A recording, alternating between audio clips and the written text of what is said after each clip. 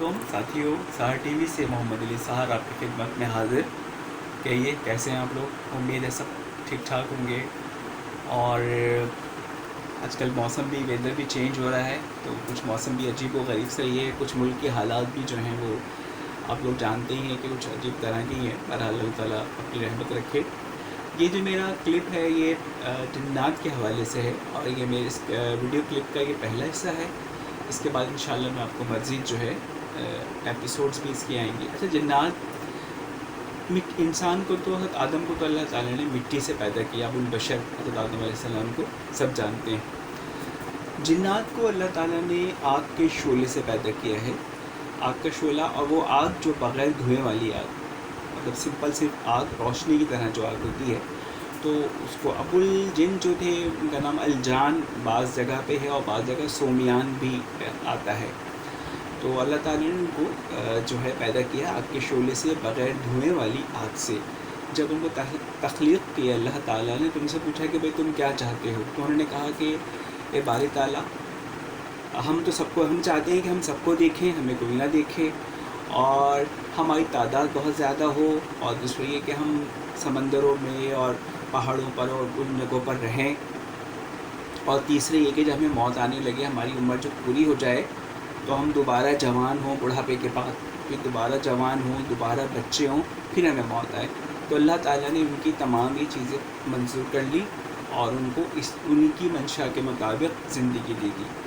अच्छा, जन्नात की उम्र, अगर कोई आपसे ये कहता है कि जी मुझे जन्म मिला था उसकी उम्र 200 साल 250 साल की, तो कभी यकीन ना करें कि बंदा झूठ बोल रहा है। इसलिए कि जन्नात का जो बचपन है वही 2-2.5 साल, 200-250 साल, 300 साल का, तो तकरीबन एटलीस्ट 300 साल का उनका बचपन, लड़कपन ही होता है।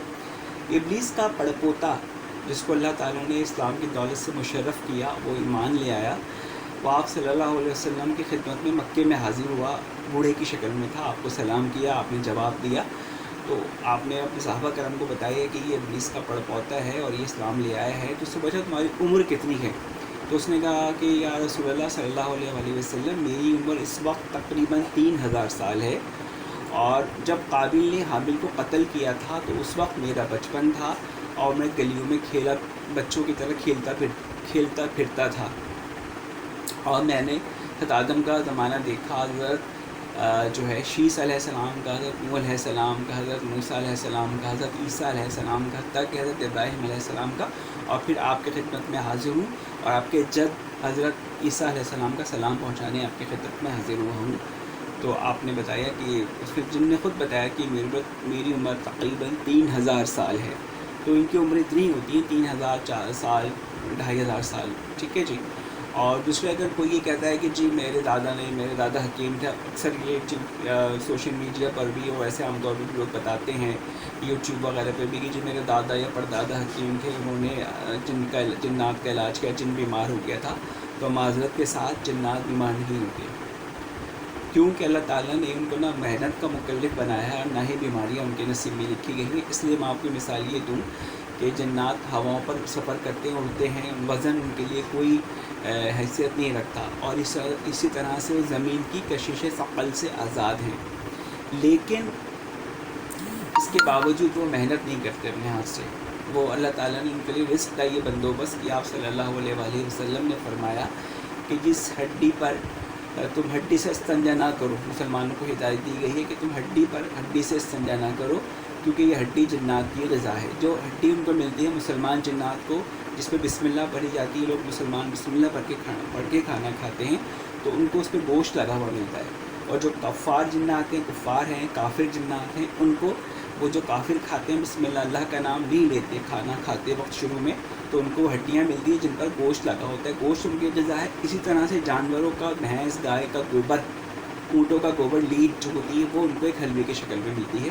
तो अल्लाह ताला ने कि उनको उनको ग़िज़ा इस तरह से फ़राहम की है, उनको ग़िज़ा मिलती है। बीमार इसलिए नहीं होते कि वो इस हमारे दुनिया से, जो हम इंसानों की दुनिया है, उससे बिल्कुल मुख्तलिफ एक उनका जो है वो हिसाब किताब है, बिल्कुल मुख्तलिफ उनका जहान है, तो वो बीमार नहीं होते। अगर वो बीमार पड़ते तो फिर उनके लिए जो है डॉक्टर्स भी होते, उनको हकीम भी होते, तो उनको पढ़ना भी पड़ता, मेहनत भी करना पड़ती। इससे अल्लाह ताला ने उनको मुबर्रा रखा है।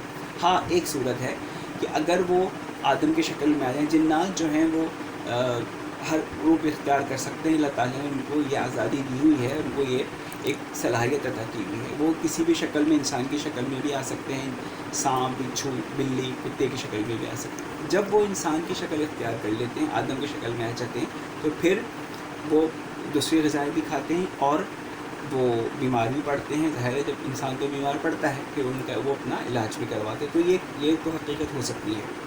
اسی طرح سے کہا جاتا ہے کہ جن اور انسان کی شادی, تو ایسا ممکن نہیں ہے, کیونکہ جن اور انسان کا جو ہے بالکل مختلف ایک الگ جو ہے وہ معاملہ ہے. لیکن اگر جن آدم کی شکل میں آ جائے تو پھر وہ انسان سے شادی بھی ہو سکتی ہے, اس سے اس کی نسل بھی, عطاشی نسل بھی ہو سکتی ہے. ایک الگ موضوع ہے, اس کو انشاءاللہ اگلی ایپیسوڈ میں آپ کو بیان کروں گا. ابھی صرف یہ بتانا تھا کہ جنات جو ہیں وہ ایک روشنی ہے. تو ایک جیسے کہ لائٹ ہماری جو یہ روشنی جو ہے بڑی تیزی سے سفر کرتی ہے, اسی طریقے سے جنات ایک جگہ سے دوسری جگہ شفٹ ہو جاتے ہیں, ہواؤں میں پرواز کرتے ہیں. آپ حضرت محمد مصطفیٰ صلی اللہ علیہ وآلہ وسلم کی آمد سے قبل تو وہ پہلے آسمان تک پہنچ جاتے تھے. شیاطین جن اور فرشتوں کے درمیان مابین جو گفتگو ہوتی تھی وہ سن کر آ کے جو اس وقت کے لوگ جادوگر یا کاہن تھے ان کو بتایا کرتے تھے, غیب کی باتیں بتا دیتے تھے ان کو. وہ غیب کی باتیں بادشاہ کو بتا کے منصب حاصل کرتے تھے, دولت حاصل کرتے تھے. آپ صلی اللہ علیہ وسلم کی پیدائش کے بعد ان کا آسمانوں پر جانا روک دیا گیا. اب اگر کوئی جن آسمان پر جاتا ہے تو اس کو آگ کا شعلہ مارا جاتا ہے. یہ قرآن کی آیت بھی ہے جس سے وہ چیخیں مارتے ہوئے زمین پر واپس آ جاتے ہیں. تو میرے خیال میں آج کے لیے اتنا ہی کافی ہے. انشاءاللہ پھر آپ کو مزید ایک ساتھ میں جو ہے جنات کے حوالے سے مزید آگاہی دوں گا جتنے مجھے معلوم ہے. اللہ تعالیٰ آپ سب کو اپنی حفاظت میں رکھے اور اپنا بہت خیال رکھیے گا. پاکستان زندہ باد. ساحر جی, کراچی. اللہ حافظ.